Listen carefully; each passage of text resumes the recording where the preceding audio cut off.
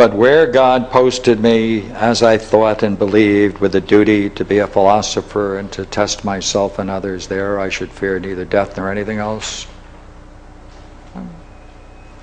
Those are the quotes that I wanted to show you from this section that shows how Socrates considers himself to be an agent of God, as he perceives it, playing the role of the philosopher on a very highest level of spirituality for a very interesting and most significant goal, right?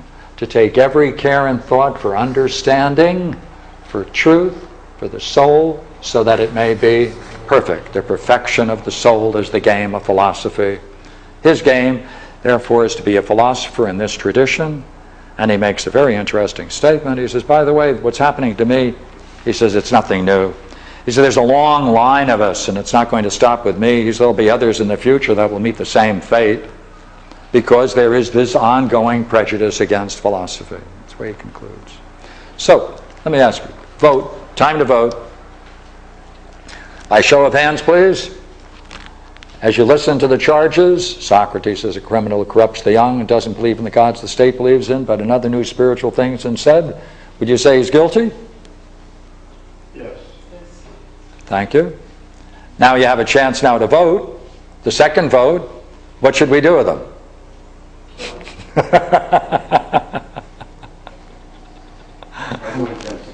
All right.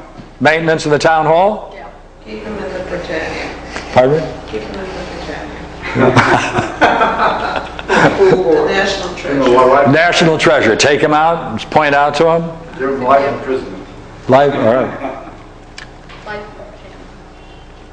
Now, let's go back to the beginning of the dialogue. He says you must consider just one thing, and only one thing, and attend carefully to that to see whether my plea is just or not. What is he defending? Philosophy. This is a defense, therefore, of philosophy as a spiritual activity, such that he has been given the post by God, and he functions in that way, and that's what we have then bequeathed. In fairness to the jury, taking this as a historical event, is there something in the dialogue at all about his relationship with Alcibiades? No. He becomes a traitor to the state. No. And destroys the state. No. I mean... No, nothing in this dialogue. Okay, well... But that was common knowledge. Historically, No. the jury would know that. Yes. And he did, because of being a teacher to No. Alcibiades. Yes. Philosophers, unfortunately, have to pay a curious price for their failures. Whether it's their failure or the individual's failure or something else. But since he does it all in public, he's a visible. It's not in an ashram, it's not in a monastery. It's all visible. Well, they were accusing him of being a philosopher, and he was a philosopher, so he was guilty. Yes. Yeah. Now what he's trying to do is remove the mask, the false image, the cloak that surrounds philosophy to try to show its spiritual dimension. But in doing that, he's proving that the charges are correct. Wouldn't this, though, because we think we have this natural inbred thing that the word philosophy is a good word, if you change it to he's calling himself a prophet, or we could even use the metaphor of a prophet, we do accept the fact that there are false prophets. Sure. Isn't it possible there are false philosophers? Well, certainly in the end, remember, he did have a prophecy, and that makes him a prophet in that sense, uttering a prophecy. Quite true. Oh, yes. They have a very difficult decision to make. So it's not necessarily that they're opposed to him being a philosopher. They can be opposed to the fact they consider him a false philosopher. Yeah, except, you see, as far as he's concerned, all right, they repeat the stock charges against all philosophers. So it looks like they have a certain image in town, It's been growing for some time. And as a matter of fact, of course, the word philosopher in this sense was criminal for many, many hundreds of years, and probably still is in some countries today. It goes on all the time. It's still going Yeah, on. yeah. There were no acceptable good philosophers for the majority of the jury? Yeah, they believe what they At the believe. time, are you asking whether or not some philosophers escaped this? Yes. Yes. One of the ironies in this case is that these charges, this charge, which we're calling the second charge, was actually brought up by two men. And one of Socrates' points in the dialogue is, if we could separate the charges of these two people and vote on them separately, I'd never be convicted. Is what we're doing is seeing two coming together, two forces coming together. But you see, he's got a great line here, which I'd like to read to you at the end of this discussion on the charges. And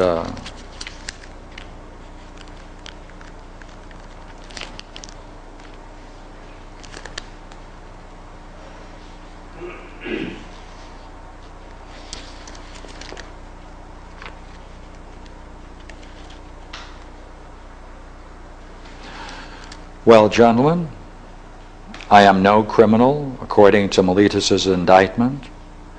That needs no long defense from me to prove, but this is enough. It's over. Right here. This is enough. He's not going to spend any more time on it. You see, what he actually spent is four pages out of 25 dealing with the actual charges.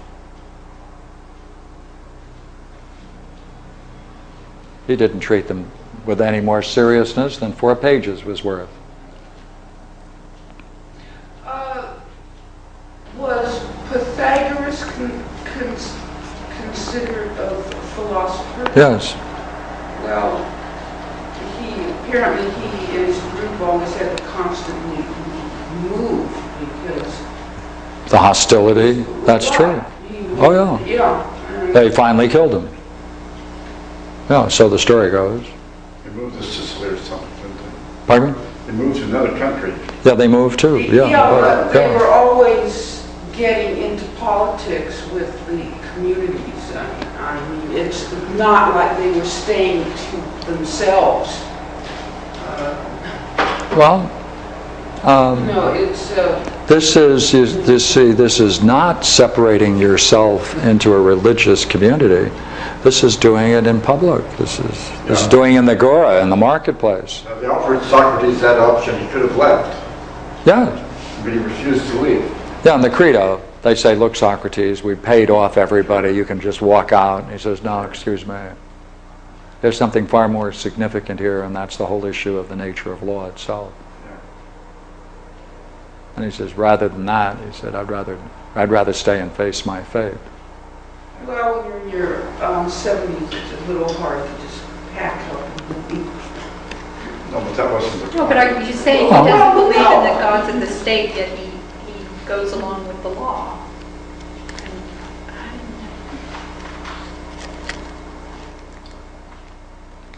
Is he introducing then a new set of laws and gods? How to... They offered Socrates the option of leaving. His friends came up and said, we'll take you off and no problem. We'll take you away. The peculiar, interesting thing that Socrates invokes to justify why he stayed in jail and finally took the hemlock